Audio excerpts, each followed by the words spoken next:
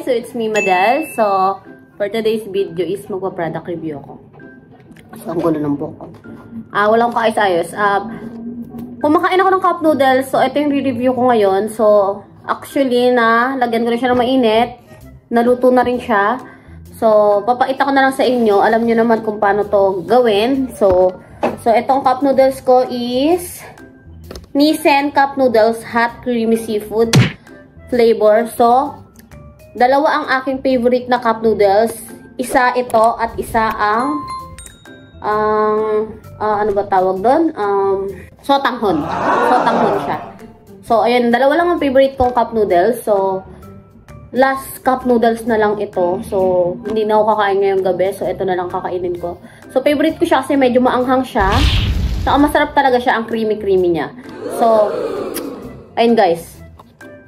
Ito ang itsura niya. Lalagyan mo lang siya ng mainit. Then, tatakpan mo na lang siya. Then, hintayin mo siguro mga ilang minutes para maluto na siya. So, ayan, marami nakalagay dito.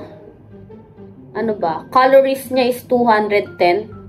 May vitamin C, iron for 6%. Vitamin A, 2%. Calcium, 2%. Iron, 4%. So, yun. Dietary fiber, 4%.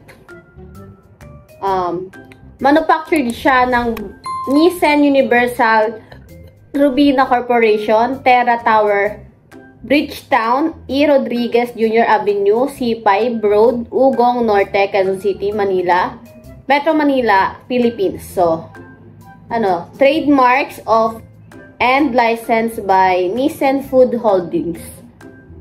So, ayun guys, from Nissin siya. So, sobrang sarap na ito guys. Ayan siya, oh, itsura niya. Papakita ko sa inyo itsura niya.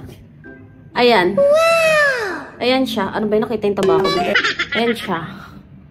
So, ayan. May seafood siya. Merong hipon. Ganon.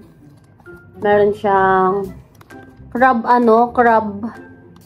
yung crab, ganito. Yung, alam niyo yun, yung nagaganon. Alam niyo, nabibili sa mall, sa groceryhan. So, yun. So, sobrang sarap na ito, guys. Sarap, kakain ako. Sarap, guys. Rate ko dito, sobrang sarap niya. Rate ko dito is 10 over 10, lalo na kapag mainit. Sobrang sarap talaga niya, as in.